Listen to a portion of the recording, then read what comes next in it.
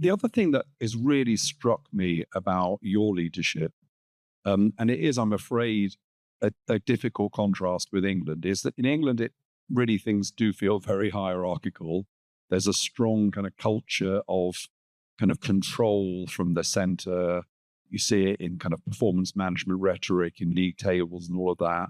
And of course, there has to be accountability, but it's very clear there are some people at the top in charge and there are people in the service trying to deliver. And if you don't deliver, blame is not far behind. You've adopted a much more collegiate approach to how it is you work with the chief executives of the health and care system here. Why have you made that choice, and what do you hope will come from that model of sharing responsibility?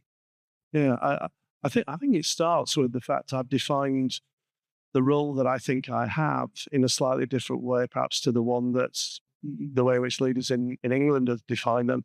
I see my job, and indeed the job of my colleagues who work at the centre, if you like, in terms of policy, to create the right context that people out there can lead and deliver services brilliantly, not to tell them how to do their jobs and blame them if they don't.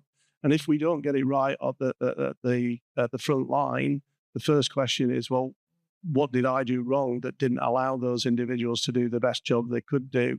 And what that means is that all the brilliant people, and we have some fantastic people in this room, Matthew, some of the best people I've ever worked with, and I kind of see my job to create the context that they can be absolutely brilliant.